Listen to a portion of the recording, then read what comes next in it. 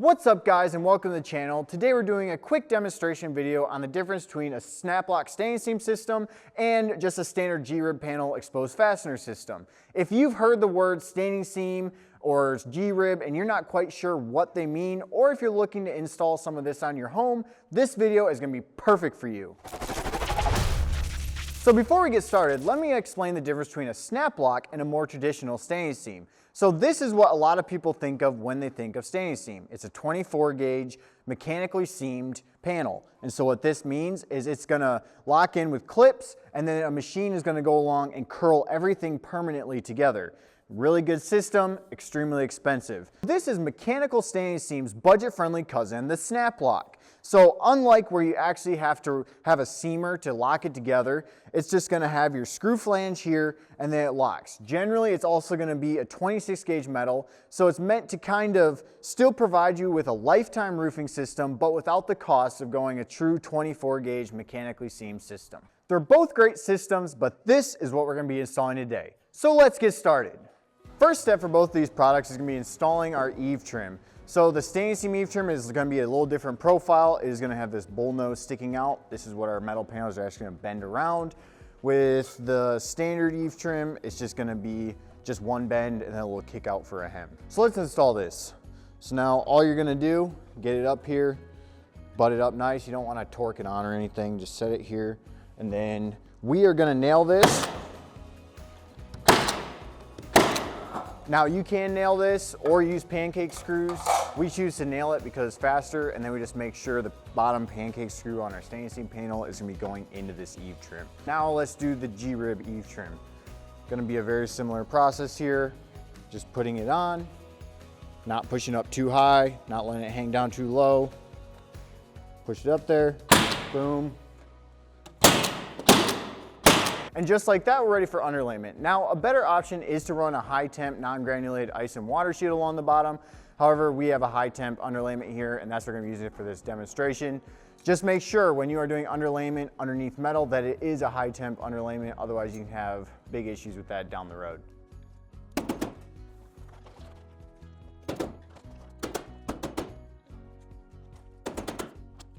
And now we're ready to install our metal panels. So you can buy panels that are pre-notched like this, but depending on the manufacturer, they may or may not come with a tab to cover the end of the rib.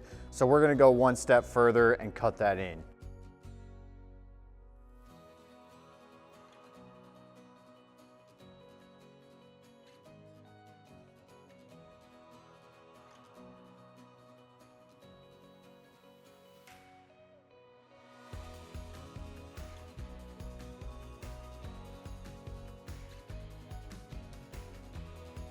Just like that. And then all you're gonna do, just bend this over. And then after I have it clipped on and bent and everything, I'll trim the excess off so it looks nice. The next step is to bend the bottom of the piece to get it to lock on this eave trim. You can use all different types of benders for this. This is a great pair made by Schwartz & Sons. However, there are much more budget-friendly options. All you're gonna do, get down here and you just wanna get your bender on here, lined up, then a little hard because of the angle. You're just gonna bend. And the biggest thing is you do not want your bend to peel back because that's gonna cause issues with it laying straight on the eave trim. So now I got my bend, it's prepped. Now all I'm gonna do, push it down, slide it up until it touches. And I want it about flush with the edge of my little mini roof here. And then we're just gonna take a screw, put it in the slot, just down. You don't want to over tighten your screws. That can make problems when it expands and contracts. Generally, I'm gonna go every other screw hole, which will be every 12 inches. I'm gonna put one here. Same deal. Now I'm gonna put one at the top.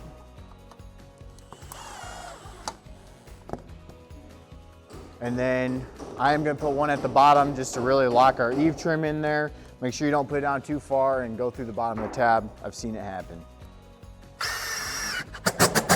2 steps left. Next step is to get that bend I previously made to crimp real nice and tight and even on the bottom of this.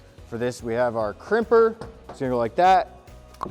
And give it a good, nice crimp there. And then underneath it's gonna be nice and smooth, flat. This really helps with the wind uplift factor and it looks really clean and nice. Last step, all I'm gonna do, take my snips here and then trim this to the profile of my rib.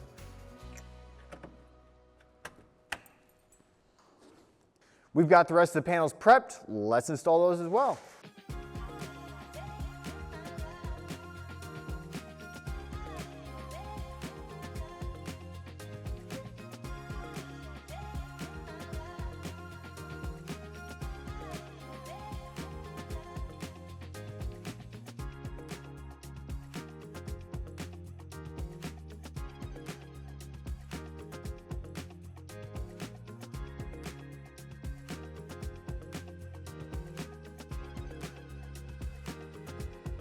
And then again, last step, crimping it onto the eave trim. Good solid crimp on there. These are really awesome. You can use a pair of hand benders, but in our experience, we found more issues with marring the bottom and kind of leaving dents and whatnot. These are really good, but you can use a smooth face pair of hand benders as well. Rinse and repeat one more time.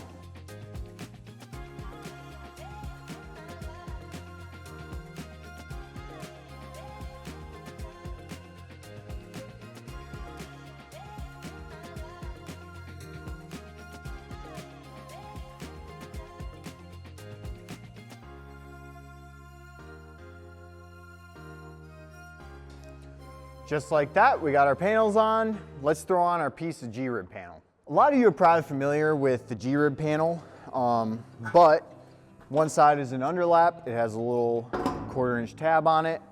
The other side has no tab. This is gonna be your overlap side. So one of the most important things when installing G-rib panel is gonna be your screws. We choose to use a really high quality screw like this ZXL 1.5" screw. They have a acorn style head and a much thicker washer than a standard screw. These are a little bit easier to not over tighten, and we've just had really good luck with them not backing out and just really good product. So for our G-rib panel, I am going to mark where I want my screws to be. I'm gonna put them 4 inches up. So I'm just gonna go over here, mark 4 inches. And then to ensure I start off straight, I am gonna do a 2-inch overhang on this. So I'm just gonna make a 2-inch mark on this side. Same on this side, just 2-inch mark. And then we're just gonna line up our 2-inch mark with the bottom of the seam there. Make sure I'm square on my other side. Boom. And then you just put in your screw. And you go until the washer is just snugged in there. And now normally we would not be installing G-rib over OSB. We would always put down some type of either 2x4 or 1x4 on top. However, this is a demonstration, it'll do the job.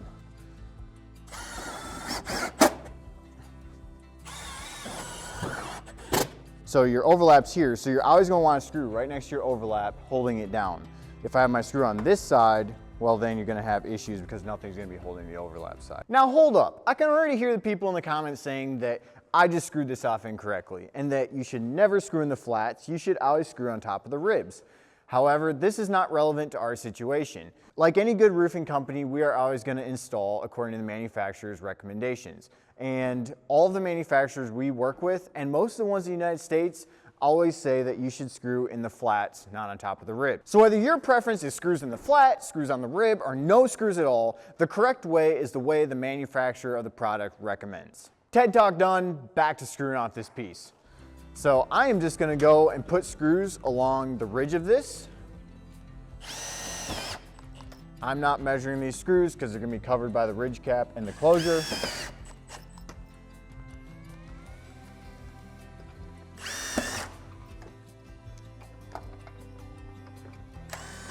Cut.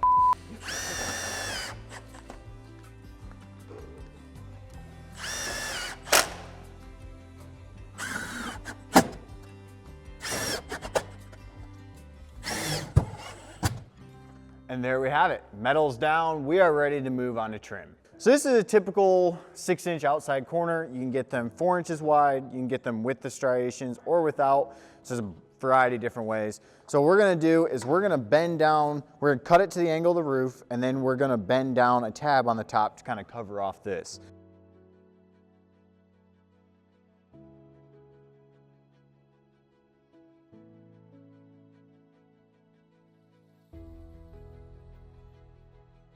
Just like that. So now what you're gonna do, take this, you bend down your little tab first, like that. And then just bend down your top tab. And what I'm gonna do is I'm gonna bend it a little bit past.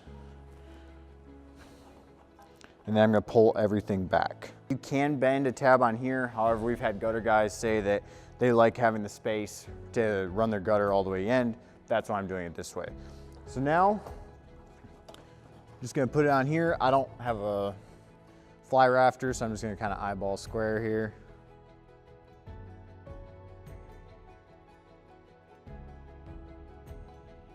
Normally we'd have a fly rafter out here to keep it square, and we'd put screws every 2 feet going up that as well. So now we're on to the stain seam corner. Stain seam trim is a much better system, however it is a lot more intricate with more steps. So what I have is I'm gonna have a corner on here that's gonna go over 5 inches. So from the edge, I'm gonna go ahead and mark 5 inches there. And then we're going to install this product here. This is called Z-Trim. So this will get screwed down even with the edge of that line, and then our corner is actually gonna, the open hem is gonna lock onto this. What I like to do is pre-apply my butyl tape, and you are gonna be wanting to put it on the painted side.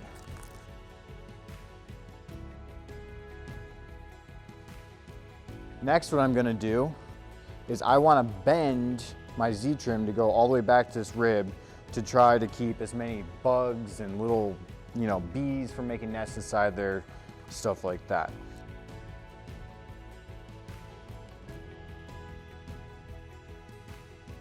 And then we're gonna get rid of this top tab. We do not need that where we're going.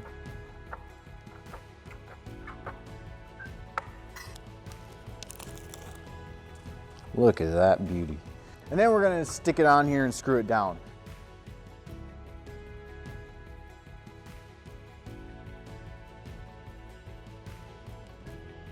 Now, we have our stain seam corner. So you see how this hem is open on the top? What's gonna happen is that's gonna lock in there and it's gonna go on like that. However, I am gonna bend this the same as the G-rib.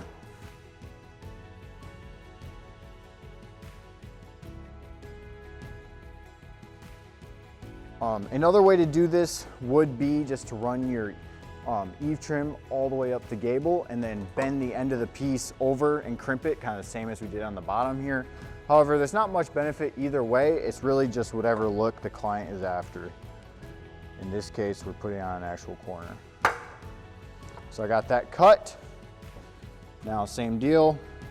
Just gonna do a nice clean bend on this. And then we're simply just gonna go over here, roll it onto that, get it clipped in, slide it up until our bends meet.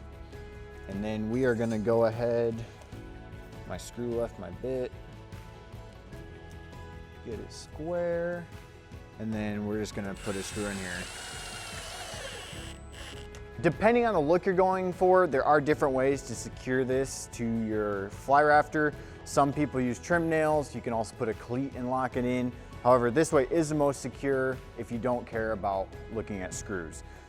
Some people will leave it this way with just screws and then it just clipped in. However, manufacturers recommend that you put rivets going all the way up, 12 inches on center, and that's what we choose to do, just give a little more added security.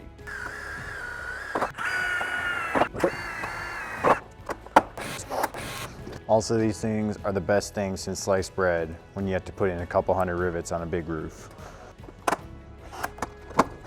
And for the people who are gonna say that we're putting exposed fasteners on this type of roofing, they are out of their mind. It's never gonna be a problem because we have 1.5 inches back to our Z-trim, which is then butyled underneath. This rivet is right here. Even if any water was to get by the rivet, it wouldn't matter because it's just gonna go on the metal and continue down into the gutter. There's two important steps that we do to combat high wind blowing water up underneath the ridge cap. The first is going to be bending up and bending the top between each rib. We either do this on the ground before we hand up the panel, or we go along before we put the ridge cap and just bend them all up. So let's do that now. So one thing you need to be aware of, if you take a full bite and really just crank up on it, you can actually tear. And also this can poke up enough to dent your ridge cap, depending on where it falls. So all I'm doing is taking about a half bite and just getting it up like that. That's creating a nice little dam, but it's also allowing airflow up if we use a vented closure. Let me get this last one here. Boom, just like that. The next important step for keeping water up from underneath here is some type of closure. This right here is a solid foam closure. This is meant to completely seal it off, so most time if it's like something that's getting spray foamed or it's not gonna vent, we're gonna put something like this on. However, they also make vented closure or rolls of ridge vent that actually allow airflow to go up through there, but keep the bugs and water out. So for this, we would just be putting this where my screws are gonna go on the ridge cap. Normally we would pop a line for this. However, it'll be just fine because it's so short. And then I'm gonna cut it up to the corner here, like that. And then let's get a piece of ridge cap prepped and screwed on here. So first step in prepping a ridge cap is gonna be to always bend the end. You do not wanna go up to a barn or a house and see a couple inches of ridge cap sticking out. It looks like garbage and it's not watertight.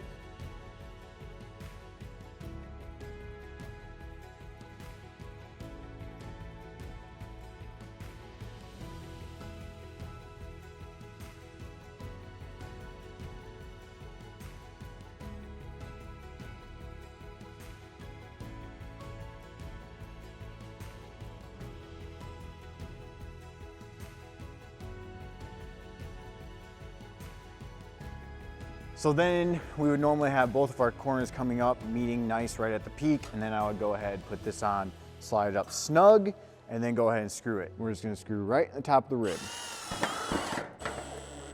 Same as any other exposed fastener screw, don't over tighten it, snug it up good till the washer's seated. There you have it. Pretty simple standard procedure for our G-rib. Let's get into our stand seam ridge cap. So now we are going to cut Z-trim to fit in between this gap here, and then it'll screw down and the ridge cap will be the same way, just lock right into it.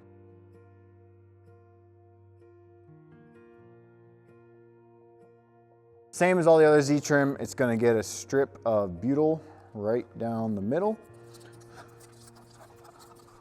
So now we're gonna install it. Peel our paper off. Same as the other ones, you're just lining it up. And then I'm just gonna use my ZXLs versus having to mess with pancake screws. And I'm gonna put 3 screws. So 1 on each end, and then 1 in the middle. If this was a roof for a client, then we would be leaving our pieces long, and similar to G-rib, we'd be actually bending a top tab just as a little added security. However, this is just for demonstration. They do make Z-trim that is vented, either along here or here, just a bunch of holes punched in to allow more airflow out of your attic space. For this final piece of Z-trim, I don't want it stopping right here. I want that entire gap under there filled. So what I'm gonna do, put it here, mark where it needs to go, and then I'm just gonna take a little notch out of that to allow it to go underneath that corner hem. So now we got this little notch, we can just slide it in here. And now we're gonna go through and just seal the edge of our Z-trim. This is black sealant, I would not normally use this, but you get the idea. I'd normally be using charcoal. Just gonna go up. We just want to seal up to the top of that rib. Some people prefer to use a solid piece of Z-trim and they just make notches for every single rib. And while this isn't a wrong way to do it, there's no added benefits and it's much more time consuming. So now let's install our ridge cap. So I'm just gonna measure. Like all our other trims, we're gonna go ahead and bend this one.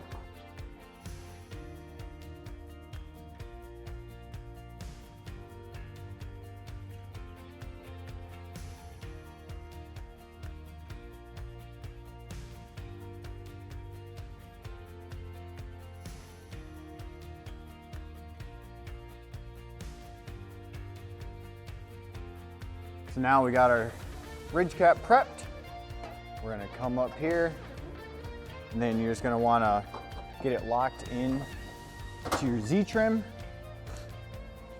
And then I'm gonna slide it and snug it up with the edge of the corner here. So I have a nice clean bend. Go ahead and put a rivet through. And we're going through quite a few layers of metal there, so it's a little bit tougher. Then line up a rivet, like so.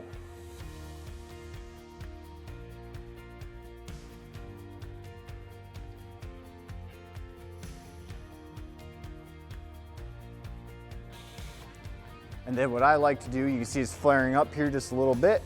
So I like to make sure it's pushed down all the way. And I'm just gonna put one rivet right in the tab.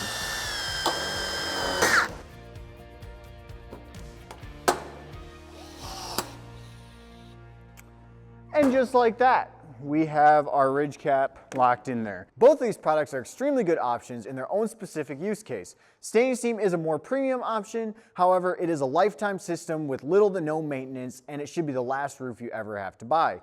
The G-Rib panel is also a very good system. However, you have to understand that you may have to replace screws over time, and it will require a little more maintenance. However, it's still much better than asphalt shingles and will be an extremely good roof if installed properly. If you'd like to see more instructional videos like this, like say how to do a valley or mechanically seam versus snap block, or maybe even a whole series on how to install different products, leave your comment down below. Thanks so much for watching the end. I hope you gained some knowledge from this video, and don't forget to like and follow your two favorite roofing brothers.